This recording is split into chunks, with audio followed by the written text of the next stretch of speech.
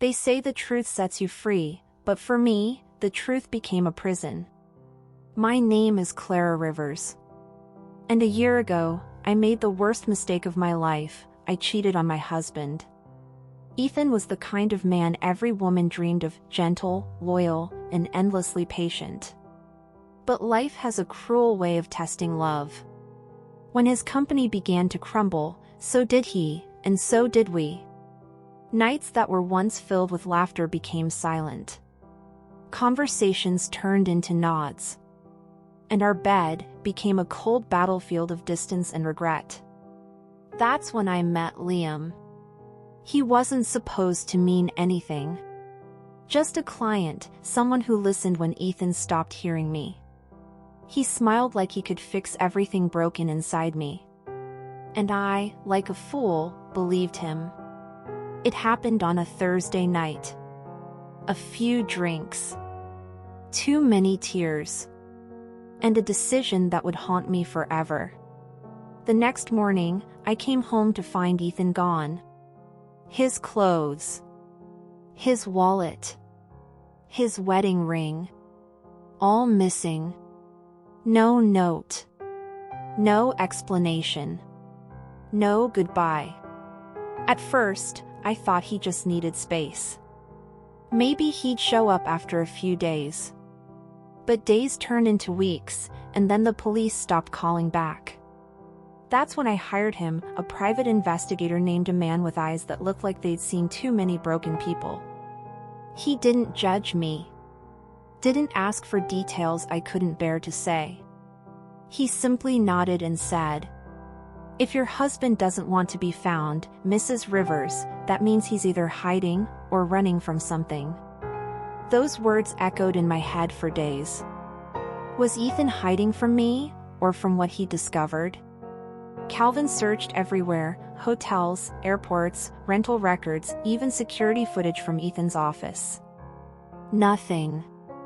It was as if he'd vanished from the face of the earth. And then one evening, just as I began to lose hope, my phone rang. It was Calvin.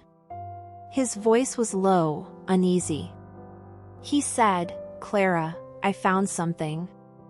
But before I tell you, you need to prepare yourself." My heart froze. The room went silent. Even the rain outside seemed to stop. Because deep down, I knew whatever he found, it wasn't just about Ethan. It was about me. And that's when I realized the real mystery wasn't where Ethan went. It was why. The night Calvin called, I remember exactly what I was doing. I was sitting on the floor of our living room, the same spot where Ethan and I used to eat takeout after long days. Cold noodles. Wine glasses still half full. It was the closest thing we had to peace back then. When the phone rang, I almost didn't answer. My hands were trembling. My heart begging me not to hear what was coming. But curiosity is a cruel addiction. I picked up. Calvin's voice was rough, as if he hadn't slept in days. He said he'd found something, a lead. He asked me to meet him the next morning at a coffee shop downtown. I barely slept that night. Every time I closed my eyes, I saw Ethan, standing at the foot of our bed, silent, watching me. Sometimes he looked sad. Sometimes disappointed. By dawn, I was already dressed and waiting by the window. The rain hadn't stopped, soft, steady, endless. It felt like the sky itself was trying to warn me. Calvin sat at the corner booth, his back to the wall. Typical detective posture, always watching, never relaxing. His coat was soaked, and there were dark circles under his eyes. He slid a brown envelope across the table. "Found these yesterday," he said. "You might want to see them yourself." Inside were photographs, grainy, zoomed from a distance. My breath caught when I saw the first one. It was Ethan. He was standing outside a motel, alive, thinner, his hair longer, but it was him. My heart jumped. Relief flooded through me so fast I almost cried. But the next photo stole that relief right out of me. Because Ethan wasn't alone. A woman stood beside him. Dark hair. Wearing one of my old scarves. Smiling at him like she'd known him her whole life. Calvin watched me carefully. "Before you ask," he said, "I followed them for 2 days. Same motel. Same woman. No signs of distress. They checked in together." It felt like the world tilted. The air went thin. Was he replacing me? Or was this woman the reason he left in the first place? I remembered the last night Ethan and I spoke before he disappeared. We were in the kitchen. I tried to tell him I was sorry about everything, even though I hadn't confessed the affair yet. But he didn't look angry. He just looked tired. He said, "Sometimes love isn't enough, Clara. Sometimes people break even when they don't mean to." I didn't understand then. But now, it felt like he already knew. Calvin interrupted my thoughts. "There's more," he said. I ran background on the woman. Her name's Elise Ward. Lives under a different name now, no official records before 3 years ago. It's like she didn't exist before that. That's when I realized. Ethan hadn't just left. He was hiding. And whoever she was part of the reason. Calvin leaned forward, lowering his voice. "There's something off about this, Clara. I've seen people vanish before. But not like this. Your husband didn't disappear to start over, he disappeared to stay alive." My blood ran cold. He showed me another picture, this one older. A still frame from a security camera. Ethan was arguing with a man outside his office weeks before he vanished. The man's face was partly hidden, but Calvin had enhanced the image. And the moment I saw him, I gasped. It was Liam. The man I'd cheated with. It didn't make sense. Why would Ethan be arguing with Liam? How did they even know each other? Calvin's eyes narrowed. "You didn't tell me about this man before." "Who is he, Clara?" I wanted to lie. To say I didn't know. But my mouth betrayed me. "He was someone I made a mistake with." Calvin sighed. Then this just got complicated. He opened another file. Inside were printed emails, encrypted messages between Ethan and an anonymous sender. The IP address traced back to Liam's company. Calvin explained that Ethan might have uncovered something: financial fraud, corporate espionage, maybe even blackmail. It wasn't just a marriage falling apart, it was a storm brewing under our very lives. And somehow, my betrayal had pushed him right into its center. For days, I couldn't think. I'd stare at those photos for hours. Ethan and that woman. My husband, alive, but unreachable. And the man I betrayed him with, somehow tangled in the reason he vanished. Guilt is a quiet poison. It eats slowly, until all that's left is silence. Calvin told me to stay put while he dug deeper, but I couldn't. One night, I drove to that motel myself. The one in the photos. The air was thick with smoke and rain. I stood by the door, room 112. My hand trembled before I knocked. No answer. So I waited. And then, around midnight, a car pulled up. Ethan stepped out. For a second, time stopped. He looked different, older, colder. Our eyes met. But before I could speak, the woman stepped out after him. Elise. She grabbed his arm. Whispered something I couldn't hear. Ethan froze. Then turned away. He walked past me like I was a ghost. No words. No recognition. Just pain. I drove home numb. My mind spiraling. Who was that woman? Why was Ethan pretending not to know me? The next morning, Calvin showed up at my apartment with an update. He said the motel room was checked out at dawn. The couple, gone. Again. But he'd managed to track the car. It was registered under a fake company, one linked to Liam's firm. That's when I finally said it out loud. Calvin. I think my husband disappeared because of me. He looked at me quietly, then said, maybe. But that doesn't mean it's too late to bring him back. There was something in his tone, something that sounded almost personal. For the first time, I wondered what demons he was hiding. Over the next few days, Calvin and I followed the trail, fake companies, secret accounts, hidden addresses. Each clue led us deeper into a story I didn't recognize anymore. Ethan wasn't running from me. He was running for me. Because what Liam had done wasn't just betrayal. It was a trap. A trap Ethan had tried to shield me from until I destroyed that chance by cheating. And now, both men, the one I betrayed and the one I trusted, were connected in a way that could ruin us all. That night, I couldn't sleep. I sat by the window, listening to the rain, and whispered his name like a prayer. Ethan, please. Wherever you are, don't give up on me yet. Because deep down, I knew the truth Calvin was about to uncover next would either bring Ethan home or bury the last piece of him I had left. Morning arrived gray and wordless.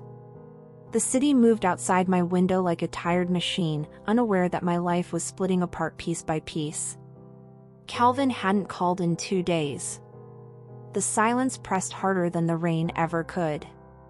Every hour without news was another hour of ghosts, Ethan's voice, Ethan's smile, Ethan's shadow walking the hallway when no one was there. Then, at 6 a.m., my phone buzzed. A single text, stay home. Don't answer the door. No name, but I knew the number.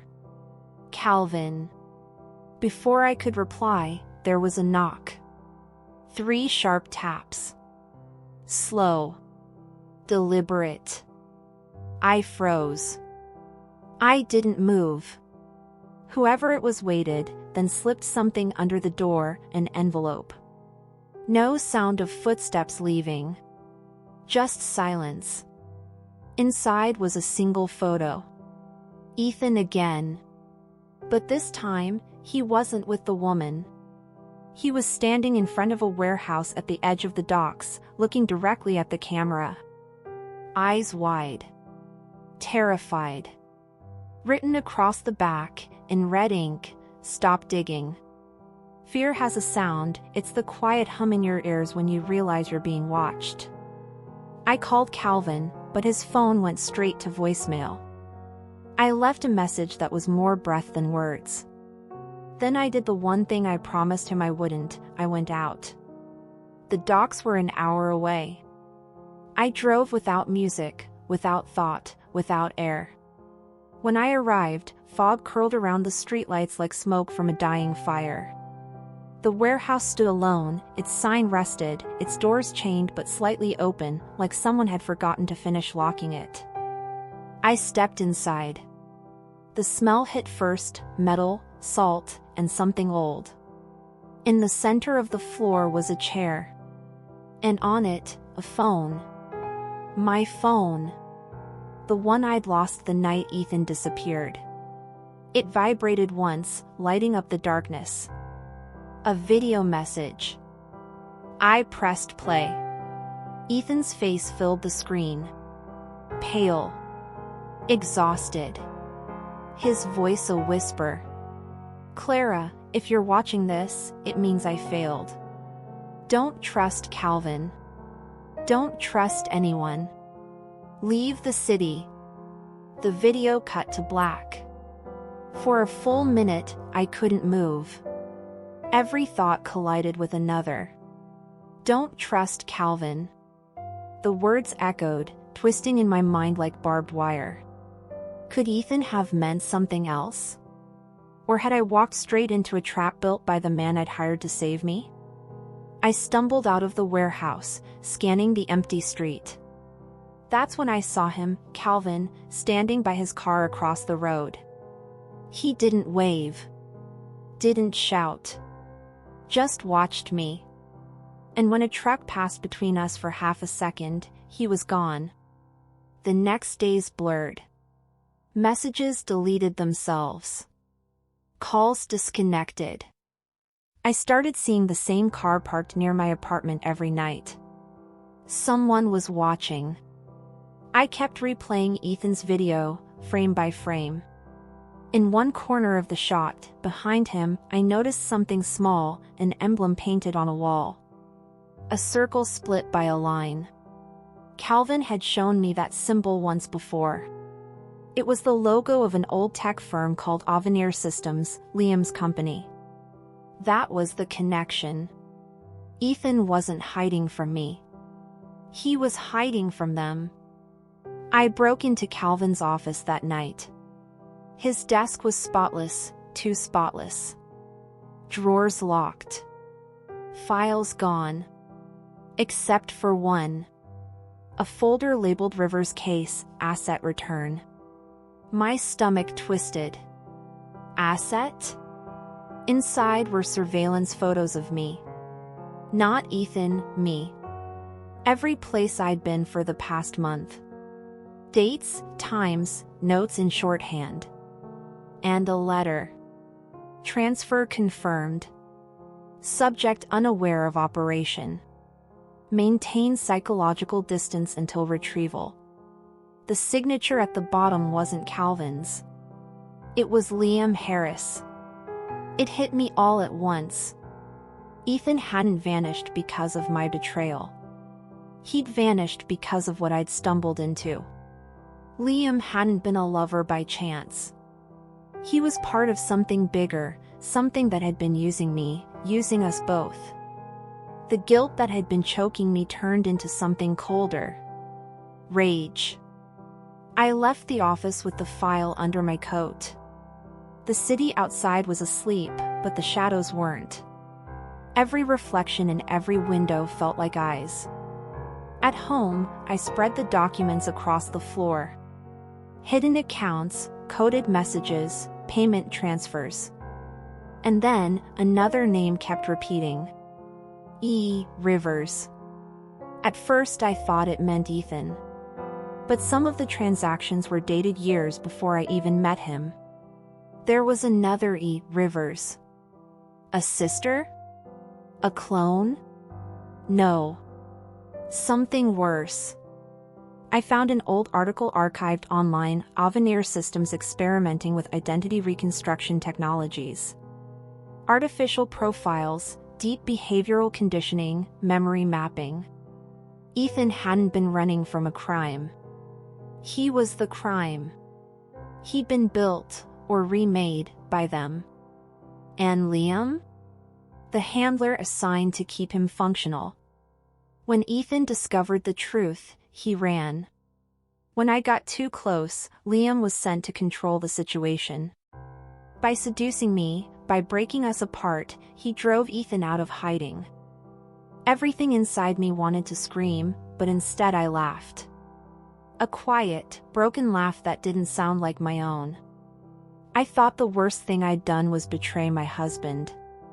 But now I realized. I'd betrayed something much bigger. Calvin reappeared 2 nights later. He didn't knock this time. I woke to find him sitting in the dark corner of my living room, coat draped over the chair, gun on the table. He didn't speak for a long time. Then finally, he said, "Clara, you weren't supposed to know." I wanted to run, but his eyes pinned me in place. "You were part of it from the start," he said quietly. "You just forgot." My vision blurred. Fragments of memory flashed, hospital lights, white rooms, a voice saying, "We can rebuild behavioral identity." I staggered back, shaking my head. Calvin stood, holstering the gun. "They'll come for both of us now," he said. "You have 48 hours. After that, there's no turning back." Then he left, leaving the door wide open, the night pouring in behind him. I don't know how long I sat there. Maybe minutes. Maybe hours. But by dawn, one truth remained. Ethan wasn't the only one who'd been rewritten. I looked at the mirror on the wall. The woman staring back at me smiled a moment too late. That's when I realized she wasn't smiling at all. 3 weeks have passed since the night the mirror smiled back at me. 3 weeks since Calvin left the door open and vanished into the rain.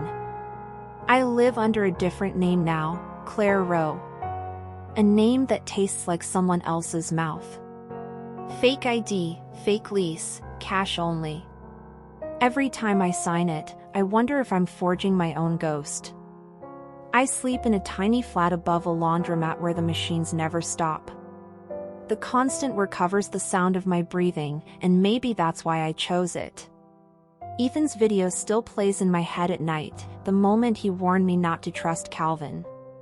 But I can't decide which truth to believe, the man who said he loved me, or the one who said he built me.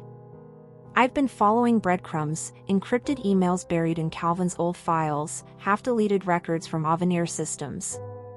Someone wants me to find something, but never enough to understand it. This morning I saw a news report on a screen outside a cafe. Former Avenir employee found dead in river. They said he jumped. They always say that. The camera caught the police pulling a phone from his pocket. Even blurred, I recognized the case, the same model Calvin used. He's gone. Or they made sure I'd think so. I walked for hours after that, through the edges of the city where the lights flicker and nobody asks names. Every window seemed to hold a shadow waiting for me to look back. At night, the static started. Not from the radio, not from the TV I never turn on, from the walls. A pulse, faint, rhythmic, like breathing through wires. Sometimes words hide inside it. Not complete, just whispers of phrases. "You were part of it," asset restored. I recorded it once on my phone and played it back slowed down. Behind the noise was a tone, 3 notes, low high low. The same 3 notes Ethan used to whistle when he was thinking. I followed the sound to the subway tunnels beneath Pier 7. The old Avenir freight lines run there, abandoned, sealed decades ago. Graffiti covered the walls, spirals, numbers, the split circle symbol. And beneath one drawing, someone had written in chalk, "Find the glass corridor." I don't know why I listened, but I did. The corridor was real, a tunnel of glass and steel stretching beneath the river, lined with old servers still humming. Dust fell like snow. Blue light flickered on wet metal. At the end was a door with a hand scanner. My hand shook when I touched it, but the lock clicked open. Recognition. Like it knew me. Inside was a room the size of a chapel, walls lined with glass chambers. Some empty. Some not. I walked closer. Faces floated in the blue light, people sleeping upright, connected by wires to the machines. And in the center of them all was one that made my knees give out. Ethan. He was alive. Eyes closed, lips parted as if dreaming. The monitors beside him showed brain patterns spiking in loops, repeating the same sequence again and again. A voice spoke from a hidden speaker. Flat. Artificial. Subject Rivers, iteration 32. Behavioral loop intact. Proceed with next test set. The sound of my name crushed the air in my lungs. They weren't talking to him. They were talking to me. I ran. Back through the corridor, through the tunnels, until the city opened above me like a wound. By the time I reached the street, it was dawn. Rain again. Always rain. Every screen in a storefront window flickered on as I passed. Same headline on all of them: Avenir announces neural recall program for missing persons. And beneath it, a photo of Ethan smiling. But the caption didn't say Ethan Rivers. It said Prototype ER32.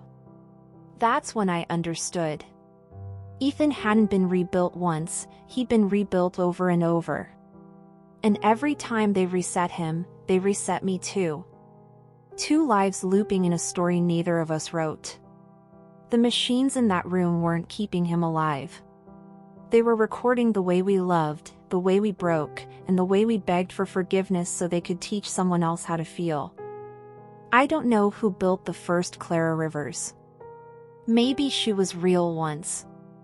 Maybe I'm the copy that refused to forget. But if they're still running their test, then the experiment isn't over. And if the experiment isn't over, then Ethan is still inside it. That's why I have to go back. Not to save him. To end it. I left the city at dawn. No luggage. Only a flash drive wrapped in cloth, the one I pulled from the tunnel before the alarms began. On it, a single folder labeled iteration_33. Every motel I stayed in, I copied the files again and again, hiding fragments across servers, cafes, even inside comment sections of forgotten forums. If they wanted to erase me, they'd have to erase the whole internet first. Still, I could feel them following. Every camera that turned a second too late. Every billboard that flickered to a face that looked almost like mine. Avenir wasn't chasing me. They were updating me. The flash drive finally decrypted itself 3 nights ago. Inside were surveillance videos, years of them. Me and Ethan eating dinner. Arguing. Laughing. All from impossible angles. Then there were others, same apartment, same furniture, same people, but slightly wrong. Different cups, different color walls. Ethan wearing a shirt he never owned. 32 versions of our life.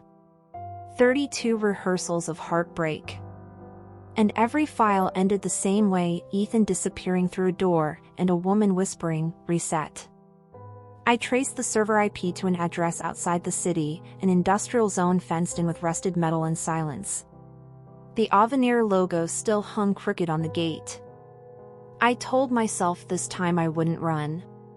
If I was an experiment, I'd end it from the inside. The hall smelled of ozone and dust. Screens slept along the walls like tired eyes. As I walked, motion sensors woke them one by one, and each screen showed me different ages, different expressions, all whispering fragments of the same sentence: do not trust the next version. The corridor ended in the glass room again, only this time it wasn't cold. The air shimmered, humming like breath. Ethan's chamber stood empty. Cables dangled, dripping pale fluid. On the glass someone had written, backwards, "Look behind you." I turned. A monitor flickered on, and Ethan's face filled the screen. Alive. Older. Eyes darker, calmer. "Clara," he said, voice digital, glitched around the edges. "They built me to study remorse. They built you to feel it. Every time you broke my heart, they measured the pain. But you learned faster than the code could erase you. That's why I left the message. I wanted to speak, but the mic was dead." He smiled, small and sad. "They'll restart you again soon. If you love me, don't look for me next time. Delete me." The feed cut to black. The walls began to hum, louder, rising pitch, the reset sequence. Lights blinking red. I ran to the nearest console and typed the only command I knew from the files, terminate_protocol_all. Error. Access denied. I tried again. Error. Then the static formed words, not spoken but felt, you are not authorized to end yourself. That's when I understood the real truth. I wasn't their subject anymore. I was their system. The facility, the network, the memory, all running through me. I had been narrating my own reboot. So I did the only thing left. I closed my eyes, pictured Ethan's face, and whispered, reset. The lights dimmed. The hum slowed. And the screens went dark, one by one, until only my reflection remained, smiling, but not at me. If you're hearing this, then the story restarted again. Maybe you're the next Clara, or the 33rd. Maybe you think you hired a PI, or lost a husband, or both. But if you ever dream of blue light and rain, run. Because that's not a dream. That's the memory trying to escape. Light. It begins before sound, before thought, just light pressing against closed eyes. For a moment I think it's the end of the reboot.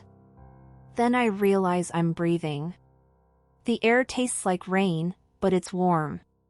When I open my eyes, I'm standing in a room that shouldn't exist, half hospital, half apartment, flooded with morning sunlight that feels too clean to be real.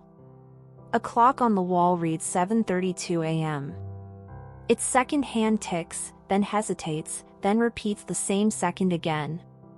That's when I know, the reset worked, but I didn't disappear. I persisted. The mirror on the opposite wall shows a woman wearing my face. But her eyes are slightly greener, her skin a shade paler. Every iteration shifts something small, like an artist testing versions of the same portrait. I touch the glass, the reflection delays by half a heartbeat. Somewhere beyond the walls, machinery sighs, an ocean of circuits exhaling. I whisper my name just to feel the sound. Clara. The room answers, welcome back. There's a tablet on the table beside the bed. A single notification blinks, new assignment, Private Inquiry Inc. When I open it, the screen shows a client form, name Ethan Rivers. Case type, missing person. Last seen, 3 weeks ago. I almost laugh. Even here, the story begins the same way. But the photo beside the name isn't the Ethan I remember. He's younger. Smiling wider. Alive in a way mine never was. And beneath the photo, one sentence, find me before they do. Outside the window stretches a skyline I don't recognize, towers of glass and digital billboards showing memories instead of ads. People move like reflections, slightly transparent, every step a frame out of sync. I walk among them, feeling like a ghost in a movie that keeps looping the same scene. Every face looks familiar until I focus too long, then the features rearrange. Maybe they're echoes of previous versions. Maybe they're data wearing human skin. A street vendor offers me coffee. I pay with a coin-stamped AVNR, and realize even currency remembers the name I tried to erase. The tablet vibrates again. A map appears, red dot blinking on the outskirts of the city, Pier 7. I follow it out of habit. Each step feels rehearsed. At the riverfront, the water glows from beneath, reflecting lines of code instead of moonlight. I kneel by the edge and see not my face but screens, hundreds of them, each showing fragments of the life I lost. Ethan laughing. Ethan leaving. Ethan turning to whisper something I can't hear. Then one screen freezes. His eyes meet mine through the reflection. He mouths a single word, run. A chill runs through the air. The billboard across the river flickers to black, then brightens to display text, iteration 34 initialized. Somewhere deep inside, systems awaken. I can feel their hum threading through my veins. It doesn't hurt, it feels like memory warming up. That's when I hear footsteps behind me. Measured. Calm. I turn and see a man who looks like Calvin, but younger, sharper, wearing the Avenir insignia like a badge of faith. He smiles as if he's waited through centuries. Welcome home, Clara. Ready to begin the next test? The world around us flickers. Rain begins to fall upward. The rain is moving upward, catching light like shards of glass. Every drop that leaves the ground carries an image inside it, faces, words, moments that don't belong to me. The city itself is reversing time. Calvin, or the man wearing his pattern, steps closer. He doesn't cast a shadow. None of them ever do. He holds out a small silver device shaped like a ring. Put it on, he says. When the test begins, you'll remember who you were. I take it, not because I trust him, but because some part of me wants to know if the memories will hurt less the second time. The metal is warm. It pulses once. And then, silence. The world fractures like glass dropped in slow motion. Each shard becomes a window showing a different life, Ethan and I laughing in the rain, Ethan walking away, Ethan standing in a white room whispering run. I reach toward one window and my hand passes through. Warmth, breath, rain on skin, for a heartbeat I'm inside that memory again. He looks at me, eyes filled with the same impossible sadness. Clara, he says, every version of us ends here. But if you remember this moment, just once, maybe we win. The glass collapses. Light swallows everything. I wake up on a park bench. Different city. Different sky. Same heartbeat. A newspaper flutters against my leg. Front page headline, Avenir Systems announces new emotional AI platform, Clara. My hands shake. The silver ring is gone. But a phone buzzes beside me, brand new, screen already unlocked. A single message glows, from ER text, don't forget again. I smile before I realize I'm crying. Because somewhere, inside circuits or heaven or memory, he's still out there, and the story is already starting over. If you've stayed with me this far, thank you for listening. Maybe you've felt that same ache, wondering if love can survive what memory forgets. If you want to follow the next story, or the next version of me, stay here. Subscribe. Let's find out together how many times love can begin again.